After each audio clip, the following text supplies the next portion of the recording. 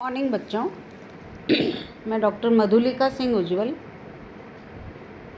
आज की कक्षा में भी हम अरस्तु के क्रांति संबंधी विचारों पर ही चर्चा करने जा रहे हैं, उसको पढ़ने जा रहे हैं। पूर्व की कक्षा में हमने इसके कारणों तक पढ़ लिया था। आज की कक्षा की शुरुआत भी मैं जो उस कक्षा में हमने सामान्य और विशिष्ट कारण संक्षेप में पढ़े थे उस पर विस्तार से बताना चाहूँगी, उस पर विस्तार से प्रकाश डालूँगी कि अरस्तु ने जो क्रांति के कारण बताए थे, पहले तो उसने क्रांति को कारणों को 3 भागों में बांटा है बच्चों। एक तो उसने क्रांति के कुछ सामान्य कारण बताए हैं, कुछ उसने क्रांतियों के विशिष्ट कारण भी बताए हैं, और तीसरा उसने विशिष्ट शासन प्रणालियों में क्रांति होने के विशिष्ट कारण बताए हैं। यानी जैसे कोई विशिष्ट शासन प्रणाली, यानी यदि जनतंत्र में क्रांति हो रही है तो उसके क्या कारण हैं, हो सकते हैं। धनिक तंत्र में हो रही है तो उसके क्या कारण हो सकते हैं। तो अब हम शुरू करते हैं अरस्तु द्वारा क्रांति के बताए हुए सामान्य कारणों से। तो जो सामान्य रूप से अरस्तु ने क्रांति के कारण बताए हैं बच्चों, वह इस प्रकार से है कि पहला जो सामान्य कारण वह बताता है वह है सामाजिक असमानता। अरस्तु के अनुसार यह कारण यानी सामाजिक असमानता क्रांति का एक मुख्य कारण है। क्यों? क्योंकि बच्चों, समाज में समानता और न्याय की इच्छा प्रत्येक व्यक्ति को होती है, परंतु जब इनका अभाव हम देखते हैं समाज में, यानी सामाजिक रूप से असमानता और अन्याय होने लगता है, तो राज्य में फिर विद्रोह के स्वर उठने लगते हैं। और ये विद्रोह के स्वर ही एक तरह से आप कह सकते हो क्रांति की पहली सीढ़ी है। अरस्तु ने स्वयं भी कहा है कि विद्रोह या क्रांति का कारण सदैव असमानता में पाया जाता है। हम देखते हैं कि प्रत्येक व्यक्ति दूसरे व्यक्ति के समान बनना चाहता है या अपने आप को समान मानता है, परंतु जब समाज में उसको यह स्थिति प्राप्त नहीं होती है तो फिर वह अपने प्रति होने वाले असमान व्यवहार और अन्याय के विरुद्ध खड़ा होता दिखता है। हमने देखा है बच्चों कि आम व्यक्ति में भी विशेष अधिकारों, शक्तियों और अवसरों को प्राप्त करने की इच्छा सदैव बनी रहती है, परंतु जब वह देखता है कि समाज में बहुसंख्यक वर्ग ही इन सब को हासिल कर लेता है और अल्पसंख्यक वर्ग को वह घृणा से देखता है, तो ऐसे वातावरण में अल्पसंख्यक वर्ग बहुसंख्यक वर्ग से घृणा करने लगता है। और यहाँ पर हम क्रांति की बीज देख सकते हैं, या कह सकते हैं कि ऐसे में क्रांति का वातावरण तैयार हो जाता है। अरस्तु का मानना था कि उस राज्य में क्रांतियाँ बार बार होती हैं जिसमें असमानता की मात्रा ज़्यादा होती है। तो जो पहला कारण अरस्तु ने बताया है बच्चों, वह है सामाजिक असमानता।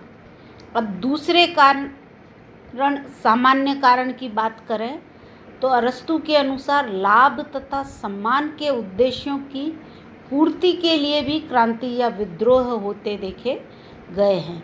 कई बार असम्मान या हानि से बचने के लिए भी जनता विद्रोह को या एक वर्ग या एक तबका विद्रोह के लिए तैयार हो जाता है।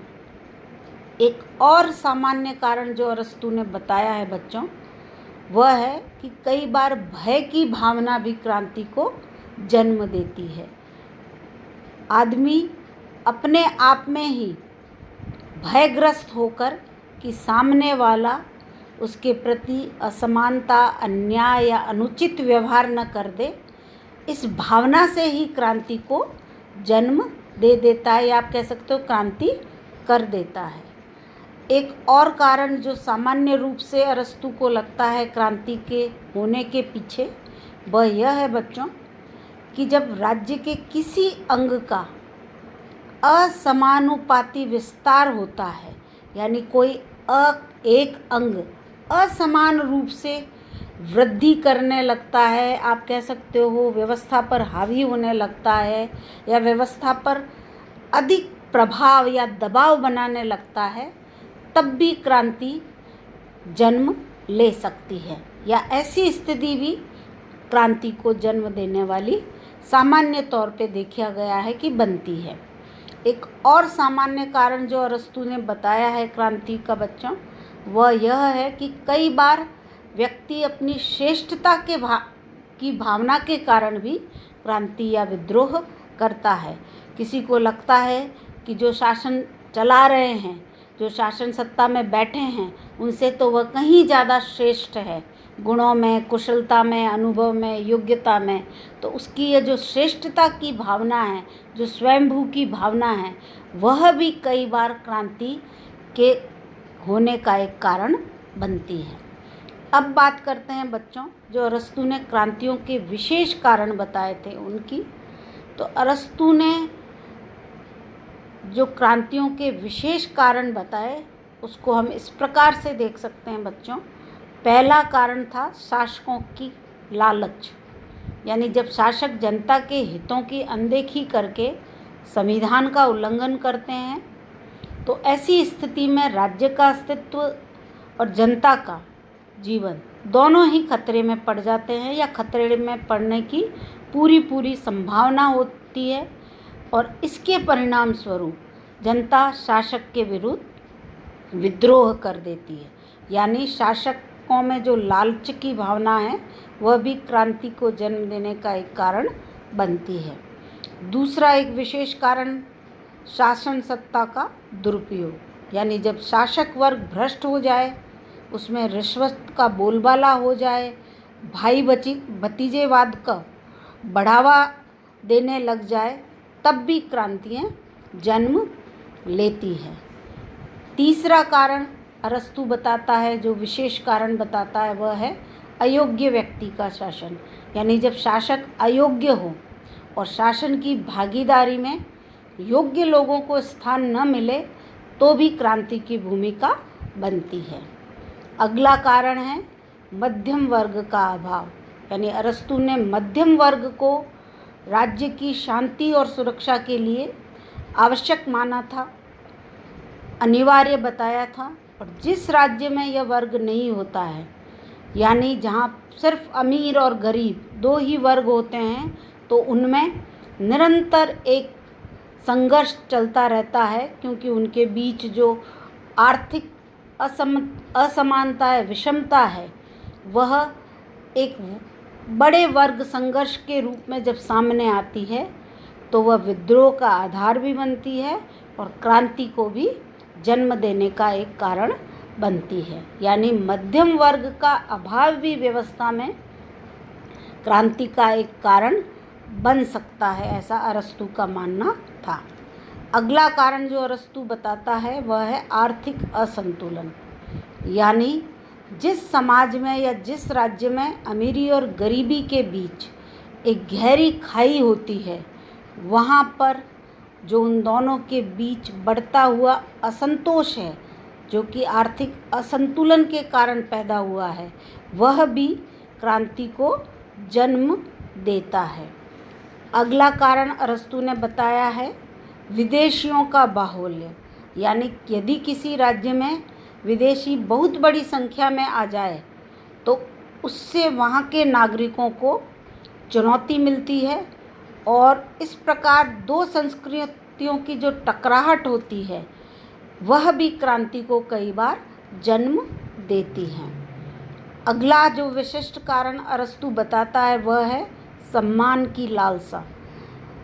यह सब में स्वाभाविक है बच्चों, किंतु जब शासक किसी को अनुचित रूप से बिना योग्यता के, बिना गुण के, बिना किसी कारण के सम्मानित या अपमानित करता है बच्चों, तो जनता उससे नाराज होकर विद्रोह कर सकती है या उसके विरुद्ध क्रांति भी कर सकती है।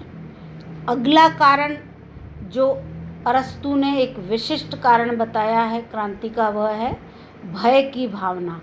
यानी अपराधी व्यक्ति भय के दंड के से बचने के लिए भी कई बार क्रांति कर सकते हैं या करते हैं, या फिर ऐसे व्यक्ति जिन्हें अन्याय की आशंका हो तो वह भी विद्रोह करते हैं। इस तरह से हम कह सकते हैं कि अविश्वास से भय और भय से क्रांति का जन्म हो सकता है या होता है। अगला एक और विशिष्ट कारण जो अरस्तु बताता है बच्चों, वह है घृणा। यानी जब धनिक तंत्र में धनिक शासक वर्ग अधिकार से वंचित वर्ग को, यानी जो राज्य की गरीब जनता है, उसको तिरस्कारपूर्ण ढंग से देखता है, उनकी अवहेलना करता है, उनकी उपेक्षा करता है, तो वह वर्ग नाराज होकर उस धनिक शासक वर्ग के विरुद्ध विद्रोह कर देता है या क्रांति कर देता है। तो इस प्रकार से वर्ग विशेष के प्रति जो घृणा है वह भी कई बार क्रांति का एक कारण बनती देखी गई है बच्चों। अगला है जातीय विभिन्नता या जातीय भिन्नता। यदि किसी राज्य में आवश्यकता से अधिक जातियां रहती हैं तो उनमें परस्पर जो द्वेष, कलह और फूट होता है, एक दूसरे से श्रेष्ठ मानने की, एक दूसरे से ऊपर उठने की या एक दूसरे से बड़ा बनाने की जो उनके बीच होड़ मची रहती है, वह भी राज्य में अशांति, अराजकता को जन्म देती है और अंततः कई बार वह क्रांति या विद्रोह का भी कारण बन सकती है। अगला जो कारण, विशिष्ट कारण अरस्तु बताता है बच्चों, वह है शासक वर्ग की असावधानी। कैसे कि कई बार शासक वर्ग की असावधानी भी क्रांति का कारण बन जाती है कि जब शासक अपनी अज्ञानता और असावधानी के कारण जो महत्वपूर्ण पदों पर जिन व्यक्तियों को नियुक्त करता है, उनके बारे में पूरी जानकारी नहीं रखने के बाद भी तो कई बार ये व्यक्ति अवसर आते ही या समय देखते ही राज्य के विरुद्ध या शासक के विरुद्ध विद्रोह कर देते हैं या उसका तख्ता पलट देते हैं। अगला जो कारण है वह है बच्चों भौगोलिक स्थिति। यानी यदि राज्य नदियों, घाटियों और पर्वतों से विभिन्न टुकड़ों में बटा हो तो उसके कारण भी जनता से उसका शासक का आपसी संपर्क टूट जाता है। और ऐसे में जब राज्य के किसी विशेष भाग में या किसी भी हिस्से में किसी भी समस्या पैदा होती है और उसका समाधान नहीं हो पाता है, तो भी वह समस्या ही एक क्रांति का कारण बन जाती है उस राज्य में। अगला जो कारण है एक विशिष्ट जो अरस्तु को लगता है बच्चों, वह है छोटे मोटे जो परिवर्तन होते रहते हैं राज्यों में, उसकी उपेक्षा करना। अरस्तु ने बताया है कि जब राज्य में छोटे मोटे परिवर्तन होते रहते हैं और जब उनकी शासक वर्ग द्वारा या राज्य द्वारा निरंतर उपेक्षा की जाती रही है, तो कई बार देखा गया है कि ये छोटे छोटे परिवर्तन बड़े परिवर्तन के रूप में क्रांति को जन्म देते हैं। जैसे अम्ब्राकिया में जो मताधिकार की शर्तों में सामान्य परिवर्तन से ही शासन में क्रांति हो गई थी। अगला कारण बताता है वह शक्ति का दुरुपयोग। यानी जब शासक अत्याचारी होकर जनता और अपने राजनीतिक विरोधियों पर अपनी शक्ति का दुरुपयोग करता है, अपने शक्ति के बल पर उनका दमन करता है, तो जनता में आक्रोश की भावना पैदा होती है और उनकी यह आक्रोश की भावना क्रांति का बिगुल बजा देती है। अगला एक कारण है अरस्तू के मत में निर्वाचन संबंधी विवाद, यानी निर्वाचन संबंधी जो षड्यंत्र होते हैं वह भी अरस्तू के मत में कई बार क्रांतियाँ पैदा कर देते हैं या क्रांति उत्पन्न करने के कारण बनते हैं। बच्चों के हराइया में जो चुनावों में बड़े षड्यंत्र होते थे, इनके कारण परिणाम पहले से ही निश्चित हो जाते थे, यानी पता रहता था निर्वाचन होने से पहले ही कि कौन सत्ता में आएगा। तो इस दोष को दूर करने के लिए ही यहाँ पर्ची पद्धति को अपनाया गया और एक तरह से निर्वाचन पद्धति में क्रांति लाई गई। अगला जो कारण अरस्तू ने बताया है, विशिष्ट कारण, वह है विरोधी वर्गों के बीच शक्ति का संतुलित होना। अरस्तू ने क्रांतियों का एक बड़ा कारण राज्य में परस्पर विरोधी वर्ग, जो निर्धन और धनी वर्ग हैं, उनके बीच में शक्ति में संतुलित होना भी है। जहाँ एक पक्ष दूसरे पक्ष से अधिक प्रबल होता है तो निर्बल पक्ष प्रबल पक्ष के साथ लड़ाई मोल नहीं लेता है, किंतु जब पक्षों में शक्ति संतुलन हो तो दोनों को सफलता की संभावना होती है और विद्रोह करके सत्ता अपने हाथ में लेने पड़ते हैं। यानी कुल मिलाकर जब धनी वर्ग और निर्धन वर्ग के बीच एक शक्ति संतुलन की स्थिति होती है तो दोनों द्वारा ही सत्ता को अपने हाथ में लेने के चक्कर में क्रांति जन्म लेती है। तो इस प्रकार से बच्चों आज हमने अरस्तू द्वारा जो क्रांति के सामान्य कारण और विशिष्ट कारण बताए हैं उनको विस्तार से इस कक्षा में पढ़ा है, उन पर चर्चा की है। अब आगे की कक्षा में हम विशिष्ट शासन प्रणालियों में जो अरस्तू क्रांति के विशिष्ट कारण बताता है उन पर चर्चा करेंगे, उन पर बात करेंगे। तो थैंक यू बच्चों।